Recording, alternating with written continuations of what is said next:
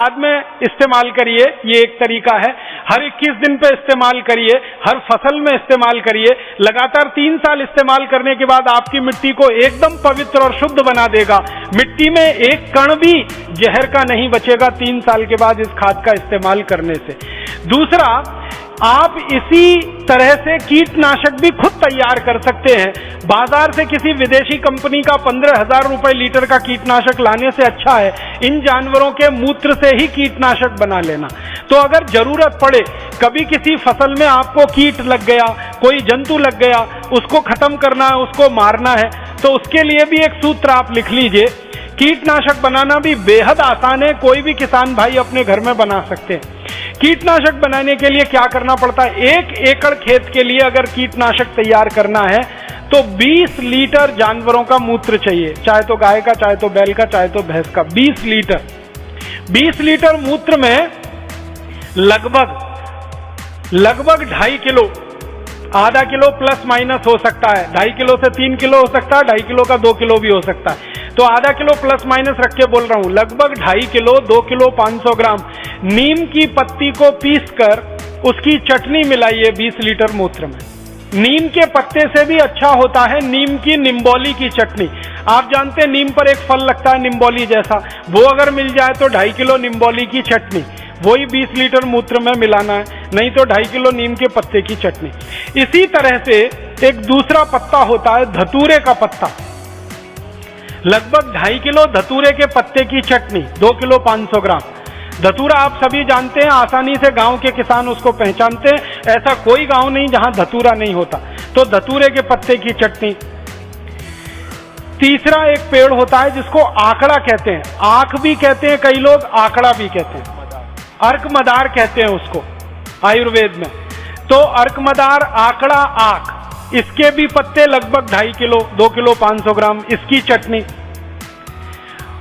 और इसके बाद चौथा एक पेड़ है जिसको बेलपत्री कहते हैं, जिसके पत्ते शंकर भगवान के ऊपर आप सब चढ़ाते हैं। बेलपत्री, बेलपत्र, बिल्व पत्र भी कहते हैं कुछ लोग उसको। तो बेलपत्री, बिल्व पत्र के 2.5 किलो पत्ते की चटनी। और महाराष्ट्र में तो बहुत बड़ी मात्रा में होता है सीताफल, हमारे उत्तर भारत में उसको शरीफा कहते हैं, महाराष्ट्र में सीताफल और कई जगह सीताफल कहते हैं। तो सीताफल के पत्ते की चटनी 2.5 किलो। अगर आड़ू के पत्ते मिल जाएं वो भी 2.5 किलो लगभग। परम पूजनीय स्वामी जी कह रहे हैं कि आड़ू के पत्ते में कीट को मारने की या खत्म करने की सबसे ज्यादा शक्ति है, उसका रस पड़ते ही कीट मरते हैं। तो आड़ू के पत्ते अगर मिल जाएं तो और भी अच्छा है। तो ये 5-6 तरह के पेड़ों के पत्ते आप ले लो, 2.5 किलो, इनको पीसकर 20 लीटर जानवरों के मूत्र में डालकर उबालना है, गर्म करना है। और इसमें थोड़ा उबालते समय आधा किलो से 750 ग्राम तक तंबाकू का पाउडर और डाल देना। तंबाकू का पाउडर आधा किलो, कम से कम 750 ग्राम, अधिक से अधिक, ये डालकर उबाल लेना है।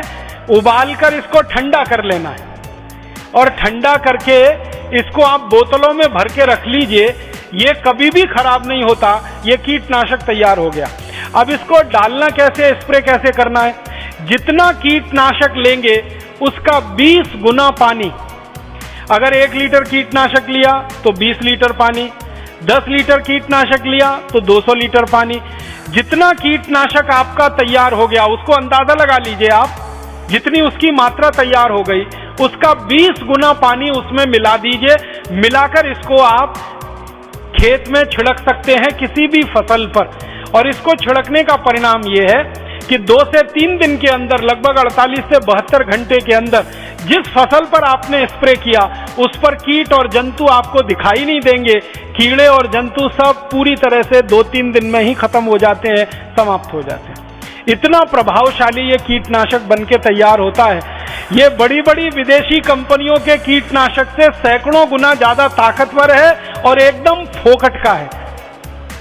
बनाने में कोई खर्चा नहीं है। जानवरों का मूत्र मुफ्त में मिल जाता है, आपको नीम के पत्ते मुफ्त में मिल जाएंगे, निम्बोली मुफ्त में मिल जाएगी, आकड़ा के पत्ते मुफ्त में मिल जाएंगे, आड़ू के पत्ते, सब तरह के पत्ते मुफ्त में हर गांव में उपलब्ध हैं। तो ये आप कीटनाशक के रूप में, जंतुनाशक के रूप में इसको इस्तेमाल करिए। और तीसरी एक जानकारी और देना चाहता हूं, अच्छी उत्पादन और फसल लेने के लिए जो बीज आप खेत में डालते हैं उस बीज को पहले संस्कारित करिए, फिर मिट्टी में डालिए। बीज संस्कार करने के लिए एक छोटा सा सूत्र और बताना चाहता हूं, जिसमें बीज को डुबोकर रखिए फिर खेत में डालिए। मान लीजिए आपको गेहूं का बीज लगाना है, मान लीजिए बाजरी का बीज लगाना है या मक्की का बीज लगाना है, तो बीज ले लीजिए 1 किलो। 1 किलो बीज के अनुसार ये सूत्र मैं बता रहा हूं, अगर 2 किलो हो तो सब चीजों को दुगना कर लीजिएगा। 1 किलो जानवरों का गोबर ले लीजिए, किसी भी जानवर का हो, गाय का, बैल का, भैंस का, 1 किलो गोबर ले लीजिए और उसी जानवर का 1 किलो मूत्र ले लीजिए।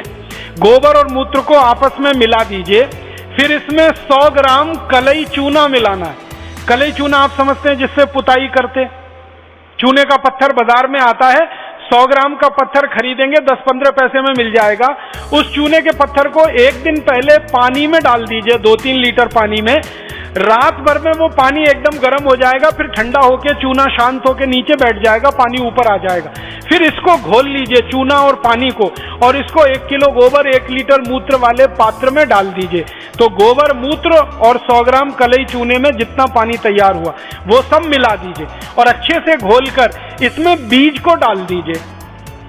गेहूं का बीज हो या तो मक्की का हो या तो सब्जियों का, कोई भी बीज को डाल दीजिए। 1 किलो बीज इसमें आराम से भीग जाता है। वैसे अगर आप थोड़ा पानी डाल देंगे तो 2 किलो तक बीज भीग जाए।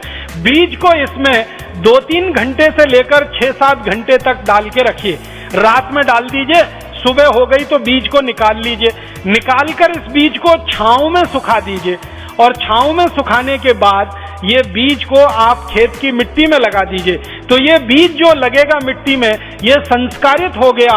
अब इस संस्कारित बीज के 2 फायदे हैं। एक तो फसल का उत्पादन अच्छा मिलेगा और इस फसल पर जल्दी कोई कीट नहीं लगेगा, जल्दी कोई कीड़ा इस खेत की फसल पर आएगा नहीं। तो कीटनाशक, जंतुनाशक से आपको मुक्ति मिल गई और फसल का उत्पादन भी अच्छा हो गया। तो बीज संस्कार करने का एक सूत्र है, कीटनाशक बनाने का एक सूत्र है और खाद बनाने का एक सूत्र है। इन 3 सूत्रों का भरपूर प्रयोग आप अपने खेत में करिए और अपने किसान मित्रों को, किसान भाइयों को ज्यादा से ज्यादा इसको बताइए।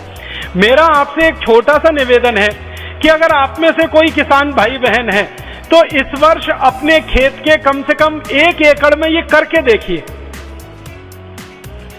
और 1 एकड़ में आपने ये करके देखा, इसका परिणाम अगर अच्छा आया तो अगले वर्ष आप पूरे खेत में करिए।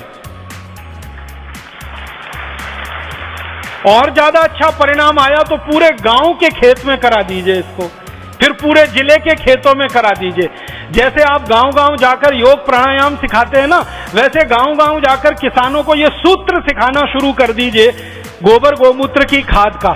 तो योग प्राणायाम से तो शरीर दुरुस्त हो जाएगा और ये गोबर गोमूत्र की खाद से उनका खेत अच्छा हो जाएगा, मिट्टी अच्छी हो जाएगी, तो सोने में सुहागे की स्थिति बन जाएगी। माने इधर शरीर स्वस्थ हुआ, उधर मिट्टी स्वस्थ हुई, उसमें से पैदा हुआ अनाज स्वस्थ मिला, उसमें से पैदा सब्जियां स्वस्थ मिली, उसमें से घास चारा अच्छा पैदा हुआ। घास चारा जानवर खाएंगे, दूध बढ़ेगा और उनकी बीमारियां कम होंगी। हम स्वस्थ भोजन खाएंगे, हमारी बीमारियां कम होंगी, डॉक्टरों का खर्चा बचेगा। तो सारे जड़ मूल से व्यवस्था का परिवर्तन शुरू हो जाएगा।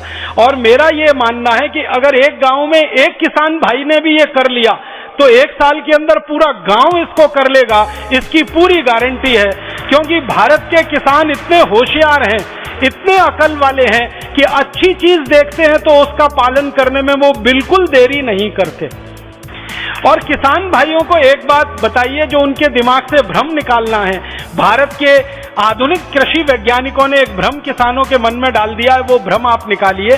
किसानों को ये समझाइए कि फसल का अच्छे से अच्छा उत्पादन सूरज की पड़ने वाली धूप से तय होता है, ना किसी दूसरी चीज से। जिस पौधे को धूप जितनी अच्छी मिलेगी, जिस पौधे को पानी जितना स्वच्छ और साफ मिलेगा, जिस पौधे को हवा जितनी अच्छी मिलेगी, उसका उत्पादन उतना अच्छा होगा। दूसरा, मिट्टी में से पौधा जो लेता है सूक्ष्म पोषक तत्वों को, वो कुल मात्रा का 5% से ज्यादा नहीं होता। मात्र 5% ही पौधा मिट्टी से लेता है, 95% पौधा सूर्य से, हवा से और पानी से लेता है। इसलिए किसानों को यह समझाइए कि सूरज की धूप पौधे को ज्यादा से ज्यादा मिले, इस पर वो ध्यान दें, ना कि खेत की मिट्टी में से सूक्ष्म पोषक तत्व ज्यादा मिले। मिट्टी से तो 5%